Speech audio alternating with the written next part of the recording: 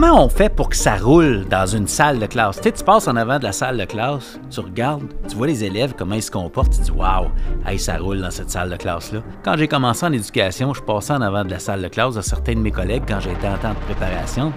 Je voyais des élèves que je connaissais se comporter avec tel adulte d'une façon que j'avais jamais vu ces mêmes élèves-là se comporter quand ils étaient avec moi. Puis je me disais, mais c'est quoi la différence, tu sais? Je pensais que c'était la matière. Puis j'ai appris avec le temps que ça n'a rien à voir. C'est l'adulte qui est dans la classe qui fait toute la différence. J'avais pas les mots à l'époque pour découvrir ce que c'était. Ce qui fait la différence, c'est quand tu réussis à t'établir en tant que leader dans ta salle de classe, il y a des choses qui ne se produisent plus dans ta salle de classe. Et il y a des choses que tu commences à vivre positivement. Tu dis « Wow, je pensais pas que c'était possible, ça, en éducation. » Fait que s'il y a un épisode que tu veux pas manquer, si t'es enseignante ou enseignant en salle de classe, si t'es gestionnaire, tu as des membres de ton personnel qui vont peut-être vivre des défis avec certains groupes d'élèves ou avec certains de leurs élèves. C'est un épisode que tu ne veux pas manquer. Aujourd'hui, je vais partager les idées les plus importantes qui, selon moi, nous aident à nous établir en tant que leader et pourquoi on veut le faire. Qu'est-ce qu'on gagne à faire ça? Parce que s'établir en tant que leader demande d'être vulnérable, mais c'est payant de faire ça.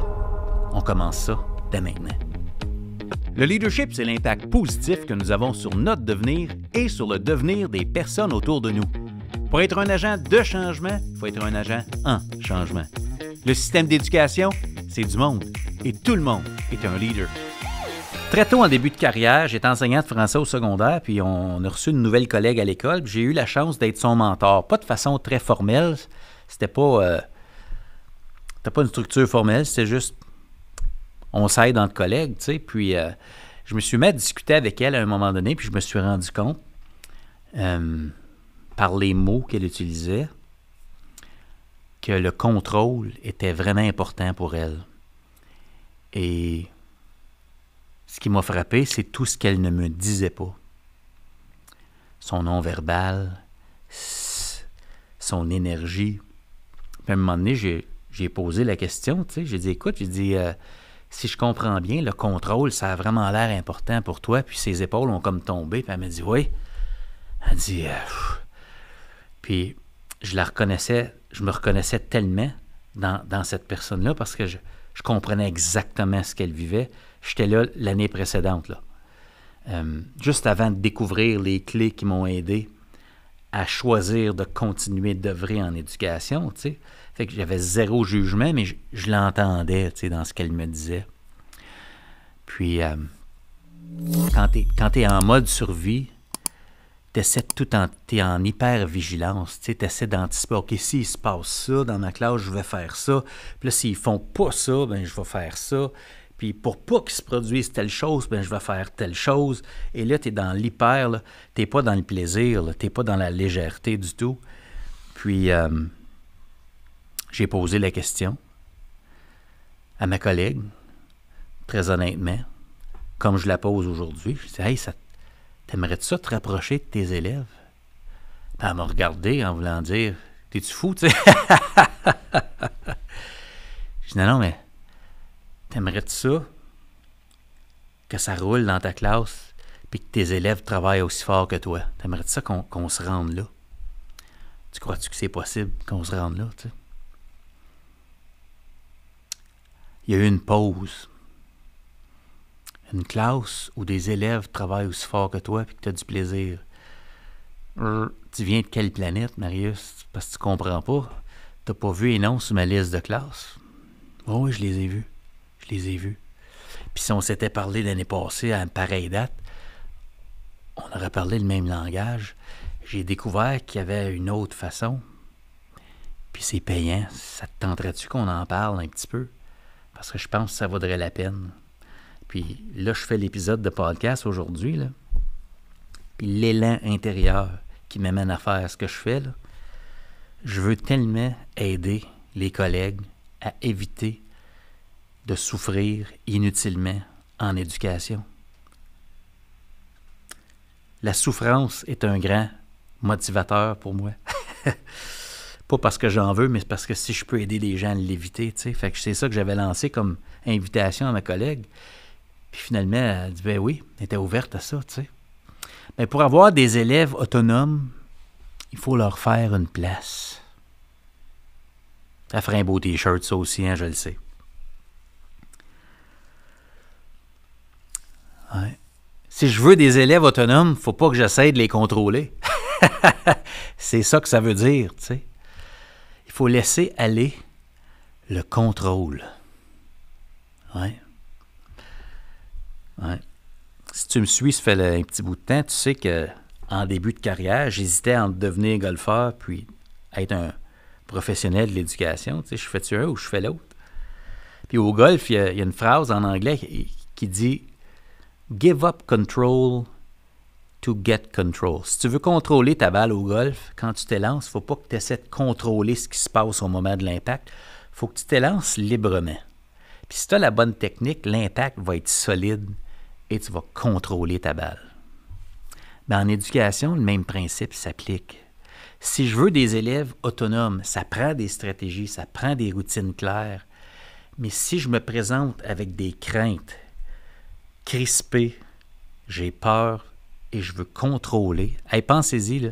Pensez, tu entres dans une pièce puis tu sens que la personne qui est en avant essaye de te contrôler. Ça provoque quoi comme réaction? Ça ne crée pas le désir de devenir autonome puis de t'engager librement, là. Tu sens que l'autre essaie de te contrôler, fait que tu vas faire quoi? Ben, tu vas lui montrer, hey, tu ne me contrôleras pas. J'existe, j'ai de la gentilité, puis je vais l'utiliser. C'est ça qui va se passer, tu sais. On va dire, regarde bien, là. Ouais. Ce que je suis en train de dire, c'est que si on veut viser l'autonomie, une classe qui roule, il faut laisser aller quelque chose. Puis ce quelque chose-là, c'est l'obéissance. On veut-tu une école où les élèves désobéissent? C'est pas ça que je dis. Mais l'obéissance, c'est pas le plafond, c'est le plancher. C'est pas le target. Le target, c'est l'autonomie, la gentilité. On veut propulser ces jeunes-là. Fait que si je veux avoir ça, il faut que je laisse aller le contrôle. Le pire ennemi du leader en salle de classe, ce qui amène combien de personnes, puis j'ai été, je dis ça, je me permets de dire ça parce que j'ai été cette personne-là, on se disqualifie soi-même en tant que leader en salle de classe. Quand on est insécure. Le pire ennemi du leader, c'est l'insécurité. Parce que l'insécurité, qu'est-ce que ça me fait faire? Ça me fait vouloir contrôler mes élèves. Et il y a le Big Three. Je te présente aujourd'hui le Big Three. Le Big Three en éducation. Si on ne l'utilise pas à bon escient, le Big Three nous coûte cher. Si les élèves ne se comportent pas comme tu veux au début de l'année dans ta classe, c'est normal. Si c'est encore de même au début du mois de novembre, il y a quelque chose que tu ne fais pas. Il y a quelque chose qui t'échappe. Le Big Three, le code de vie, l'évaluation puis le manuel scolaire, ou on pourrait dire notre capacité infinie de donner du travail à faire aux élèves. Le Big Three. Si dès qu'il se passe quelque chose dans ma classe, mon premier réflexe vient de mon insécurité puis de mon besoin de contrôler, c'est de sortir mon code de vie pour punir, enlever du temps ou enlever des points, l'évaluation c'est un système de justice à ce moment-là, ou de donner du travail supplémentaire. Hey, on veut que les jeunes s'engagent, qui aiment faire le travail, et dans certains milieux, on utilise ce contenu-là comme punition. OK, t'es un peu, je suis pas trop sûr, là. Tu veux que j'aime ça ou tu veux me punir?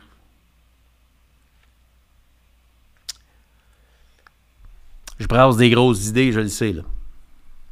Ouais. Parce que si tu laisses aller l'obéissance, il faut que tu travailles ton leadership, sinon il y a quelque chose qui va manquer. Je peux pas juste dire à quelqu'un, arrête d'utiliser la punition. Là, si j'arrête de faire ça, il va se passer quoi? Ben, il va falloir que tu t'établisses en tant que leader dans ta classe. Pour ça que les 10 clés pour réussir sa rentrée, le dernier épisode, comme important. Comme important. Travailler ton leadership. Travaille là-dessus. Mais le Big Three, le code de vie, on en a besoin d'un code de vie. Le code de vie sert à 3 choses habituellement. Assurer la sécurité et la santé des élèves, assurer le bon fonctionnement à l'école et assurer qu'il y ait de l'apprentissage. C'est à ça qui sert le code de vie. Mais si à chaque fois qu'il se passe quelque chose, je sens le besoin d'utiliser mon autorité et mon code de vie pour avoir ce que je veux, ce que je vise, c'est l'obéissance. Ce que je vise, c'est le contrôle. Et ce que je vais obtenir, que je vais gagner et que je vais mériter, c'est la rébellion dans certains cas. Le vendredi soir coûte pas mal plus cher quand je me comporte comme ça. Tu me suis? Ouais, ouais, ouais. C'est gros, hein? Je sais que c'est gros. Avant de poursuivre l'épisode, j'ai une invitation pour toi. Si tu veux dynamiser ta semaine avec mes meilleures histoires, stratégies et réflexions, abonne-toi à mon infolettre. Chaque semaine, tu recevras dans ta boîte courriel mes nouveaux épisodes, du contenu inspirant et des opportunités exclusives réservées à ma communauté. C'est le courriel hebdomadaire qui peut transformer ton leadership. Abonne-toi dès maintenant sur mariusbourgeois.ca. Fait que comment je me rends à une salle de classe où les élèves travaillent aussi fort que moi? Ben, il faut que je m'établisse en tant que leader. Et comment je fais pour faire ça? 3 questions. 3 questions fondamentales. Moi, j'ai pas appris ces choses-là en même temps, mais je fais des liens, OK? Si tu as déjà écouté les épisodes précédents, tu m'as peut-être déjà entendu parler de Jim Rohn. Jim Rohn qui m'a dit « Marius, travaille plus fort sur toi que sur ton travail. » OK. Ben, les 3 questions, il y en a 2 qui demande de travailler sur moi, qui je suis, dans mes choix, dans mon caractère, qui je suis comme personne. Puis il y en a une qui me demande de travailler sur mon travail, ma profession, ma compétence. Tu sais. Première question. Et c'est 3 questions, puis il y a une seule réponse qui est possible. Les élèves doivent tirer la conclusion que la réponse à ces 3 questions-là, c'est oui. Je ne peux pas leur dire que la réponse à ces questions-là, c'est oui. Ils doivent tirer la conclusion, à force de me côtoyer, à force de me voir comment je me comporte, comment je compose avec mon quotidien, avec les allées et venues des élèves, avec les défis de gérer ce que j'ai à gérer dans mon quotidien à l'école. Les élèves, après 1, 2, 3, 4, 5 semaines, doivent se dire « Hey, la réponse à ces 3 questions-là, c'est oui. » Et si j'ai ça, je viens de m'établir en tant que leader et ça veut dire que j'ai une récompense que je vais nommer dans quelques instants. C'est quoi les 3 questions? Première question. Les élèves ne savent peut-être pas qu'ils se posent cette question-là, mais tout le monde, si on est en leadership, là, tout le monde se pose cette question-là. Est-ce que je compte pour toi?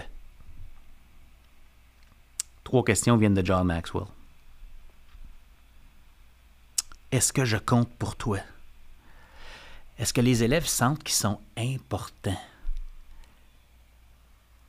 À leurs yeux, là. Je peux dire à mes élèves à tous les jours, « Hey, vous êtes importants! » Mais souvent, les élèves se font dire qu'ils sont importants, mais ça vient avec une condition. Il y a comme un astérisque. À condition que tu fasses ce que je te dis.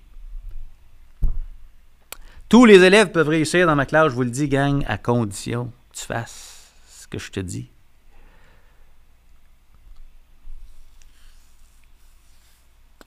Wow! Il y a des nuances là-dedans, là. Je le sais.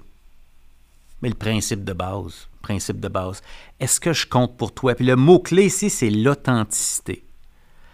Est-ce que tu t'intéresses à moi pour vrai ou c'est une tactique pour avoir ce que tu veux? Est-ce que tu t'intéresses vraiment dans mes performances dans les équipes sportives après l'école parce que tu me poses la question ou tu veux juste que je fasse ton travail? Ton travail. L'authenticité. Numéro 1. Est-ce que je dis c'est vrai? Est-ce que ce que je dis c'est vrai? Puis est-ce que je crois à ce que je dis? Ouais. Numéro 2. Est-ce que je peux te faire confiance? Je peux dire aux élèves, hey, tu peux me faire confiance. Mais l'élève doit tirer la conclusion que la réponse à ça, c'est oui, oui. Hey, on peut faire confiance à ce monsieur-là, à ce madame-là. Le mot-clé ici, c'est l'intégrité. Ouais. Comment on fait pour amener les jeunes à déterminer ou des membres d'une équipe? On s'entend, ça s'applique à tous les niveaux. Mais là, mettons qu'on est en salle de classe. Là. Mais il faut que tu sois constant, il faut que tu sois prévisible. En autres mots, c'est un compliment si nos élèves nous imitent quand il se passe quelque chose d'imprévu dans notre classe. « Hey, monsieur, tu vas dire ça? » Oui. C'est un bon signe. Ça veut dire qu'on est prévisible. Ça veut dire que les jeunes savent à quoi s'attendre. C'est très sécurisant émotionnellement quand on est en présence d'une personne qui est prévisible, qui fait ce qu'il dit ce qu'il fait. C'est de même que tu t'établis en tant que leader. Y a-t-il une cohérence entre ce que j'ai dit hier pour avoir ce que je voulais dans ma classe puis ce que je dis aujourd'hui. Parce que toujours, si je joue juste pour la période d'aujourd'hui, il y a des stratégies que je peux utiliser qui vont me donner ce que je veux aujourd'hui, mais le lendemain, est-ce que ce jeune-là va apprendre de moi?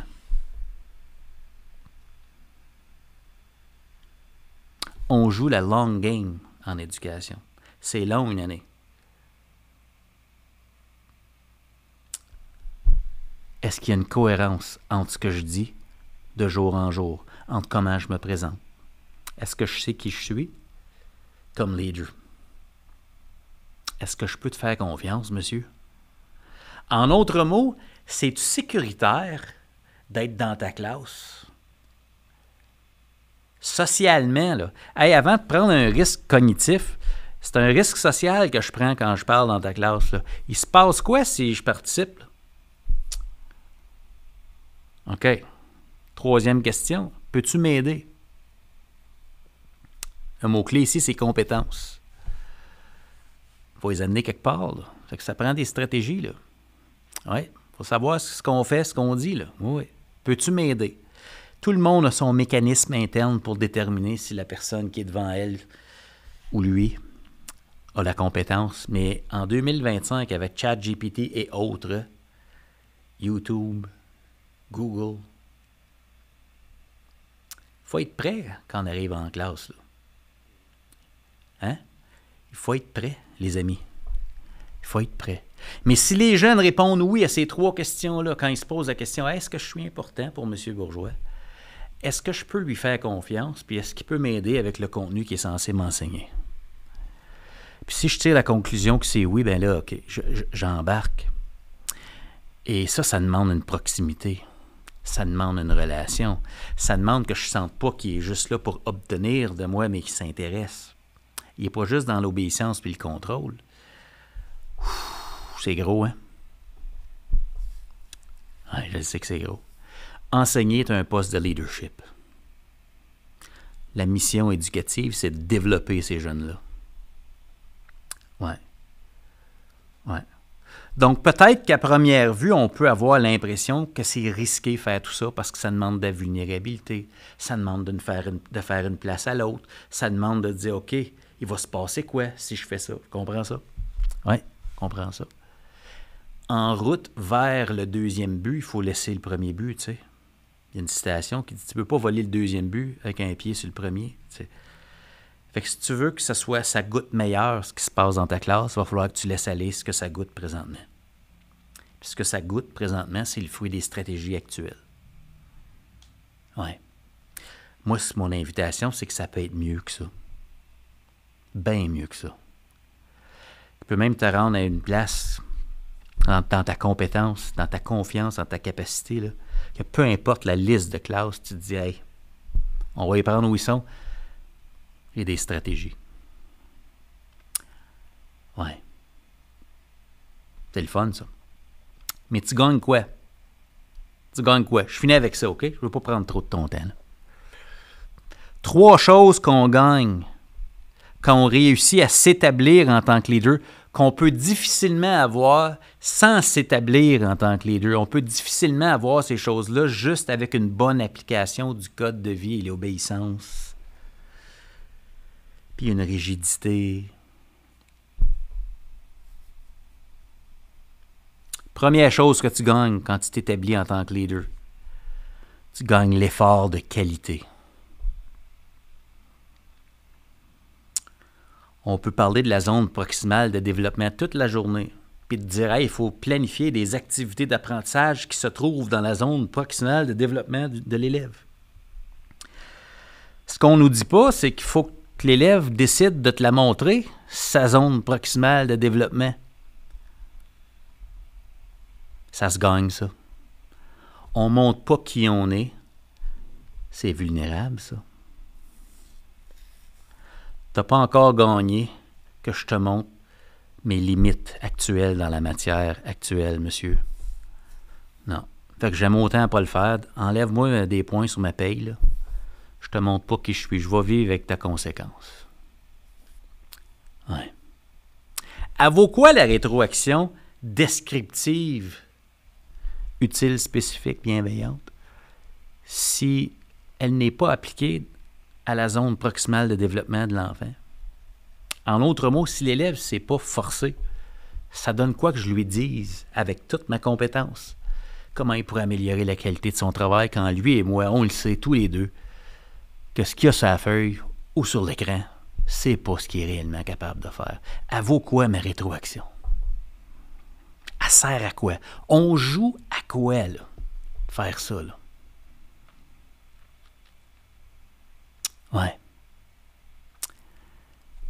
Numéro 1, ce que je gagne, si je m'intéresse réellement à l'élève, ben peut-être qu'il va choisir de me montrer qui il est, puis peut-être que là, on est en business, parce que quand t'as ça, t'as tout. Quand l'élève, quand j'ai vécu ce moment-là, moi, c'était en 2002. Quand l'élève sort sa feuille lignée de sa poche gauche, là, elle est toute fripée, puis elle a des fripes, puis elle la met sur le coin du pupitre, il y a 5 lignes d'écrit dessus, que tu as de la difficulté à lire, tu regardes ça, tu regardes l'élève, tu regardes ça, tu regardes l'élève te regarde en voulant dire « Faites bien attention à ce que tu vas me dire, là, parce que c'est ça. » Là, tu regardes la feuille, tu te dis « C'est tout ça, là? » OK. Si tu as ça, là, on peut progresser. Tu sais où se trouve l'élève au niveau de ses apprentissages. Comment on peut faire progresser l'apprenant si on ne sait pas où l'apprenant se situe? Deuxième chose que tu gagnes, si tu es capable de démontrer ensuite que l'effort paye et qu'on progresse, deuxième chose que tu obtiens quand tu t'établis en tant que leader, l'élève accepte la responsabilité de qui il est en train de devenir dans ta classe.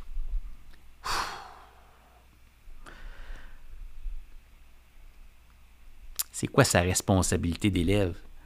Fournir l'effort, utiliser les stratégies qu'on lui enseigne, les habitudes de travail, contribuer au succès du groupe, faire partie, s'impliquer, s'intéresser. C'est lui qui est censé atteindre les cibles d'apprentissage. On ne peut pas le faire à sa place. Ça, c'est ta job d'élève. Ça, c'est la cible. Moi, je suis le pédagogue. Je vais tout mettre en place avec mon expertise, les conditions pour que tu progresses au meilleur de ta capacité. Mais tu es responsable. Difficile d'avoir un jeune responsable quand le jeune ne fournit pas l'effort, quand le jeune ne veut pas être là et quand le jeune vit avec toi entre les lignes du code de vie. C'est gros, hein? Je sais que c'est gros. Troisième chose que tu gagnes, l'effort, la responsabilité. Et pour atteindre l'autonomie, pour amener les jeunes à être autonomes, ben, on amène les jeunes à accepter et à accueillir l'idée qu'ils vont se fixer des objectifs personnels. En d'autres mots, je fournis des efforts, je suis responsable des résultats que j'obtiens présentement et avec la rétroaction que je reçois en salle de classe, je sais quelles sont mes prochaines étapes. Mes prochaines étapes, c'est tellement stimulant de venir en salle de classe. Je suis en train de devenir. Je me construis. C'est quoi le sens de la présence scolaire? Je m'en viens me développer. C'est ça que tu gagnes. Et quand on choisit de ne pas essayer de s'établir en tant que leader puis de dire non, écoute, c'est trop, mais tu dis non à tout ça. Tu n'auras pas l'effort maximal, tu n'auras pas des jeunes responsables et tu n'auras pas l'autonomie de ces jeunes-là. Et ça va être exigeant toute l'année. Beaucoup de poids sur la personne qui est devant, qui essaie d'obtenir l'attention, de garder l'attention, de faire le travail, de corriger les travaux pour être capable de faire les bulletins. Mais on n'enseigne pas pour faire des bulletins. Non. Ouais. J'espère que je ne te brasse pas trop aujourd'hui, là. Hein? Il y a un autre niveau qui est possible en classe. Ouais. Je te souhaite dégoûter. C'est un niveau qui est accessible à tout le monde. C'est accessible à tout le monde. Mais ça demande de travailler sur le lâcher-prise, laisser aller le contrôle. Et ma collègue a vécu ça à sa façon. C'est extraordinaire ce qui se passe quand on se met à marcher ce chemin-là du leadership dans sa classe. Et là, si tu n'es pas un prof et que tu écoutes l'épisode d'aujourd'hui, on s'entend que tout ce que j'ai présenté aujourd'hui, ça s'applique à tous les niveaux du système. Ça s'applique si tu es parent. Les mêmes principes. Les mêmes principes. Fait que ma question, en finissant l'épisode d'aujourd'hui, ma question, c'est très simple. Très, très simple. Qu'est-ce qui t'a empêché de t'établir en tant que leader jusqu'à date?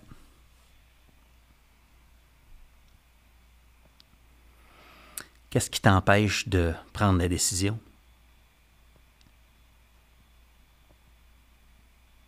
Qu'est-ce qui serait différent? Ça serait quoi ton plus petit prochain pas? Si tu te dis, OK, Marie, j'ai écouté ça, puis je m'essaye. Ben, je sais pas à quel moment tu écoutes l'épisode d'aujourd'hui, mais si tu as du vécu avec certains groupes d'élèves présentement, ben, c'est pas parce que tu changes une journée qu'instantanément, tu vas obtenir un nouveau groupe d'élèves. Elle va te demander de la résilience. Ouais. Moi, dans le pire des cas, ça m'a pris 6 semaines. Du groupe que je considérais comme, puis je disais ouvertement à mes collègues, à qui voulaient bien l'entendre, je disais que j'avais pas un beau groupe d'élèves. Ouais. Ça a pris 6 semaines, puis après 6 semaines, je disais que c'était mon plus beau groupe d'élèves. Et tout ce qui a changé, c'est moi. Ouais. Vraiment. Je te souhaite tellement ça, là. Je te souhaite tellement ça. Le contenu que je t'ai partagé dans l'épisode précédent et dans l'épisode actuel, c'est le cœur, c'est le point de départ du parcours La classe de Marius.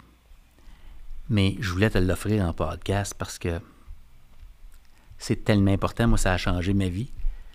Puis, les gens qui le vivent, puis avec qui je passe du temps, vivent cette transformation-là. Puis les témoignages que je reçois sont extraordinaires.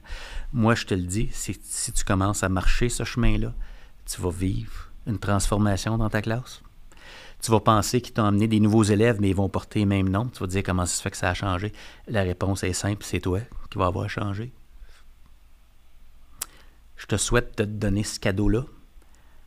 Puis j'espère que tu vas prendre le temps de m'écrire pour me raconter tout ce qui va devenir possible dans ta classe grâce à toi, grâce à tes décisions. Puis, je te souhaite bon succès avec ça. J'attends tes commentaires. Dans les notes d'épisode ou par courriel, ça m'intéresse. À bientôt. Merci d'avoir pris le temps d'écouter le podcast. Si tu as aimé l'épisode de cette semaine, pourrais-tu me rendre un immense service et laisser un avis? Ça nous aide à faire connaître le podcast et à aider davantage de leaders à inspirer la transformation dans leur milieu.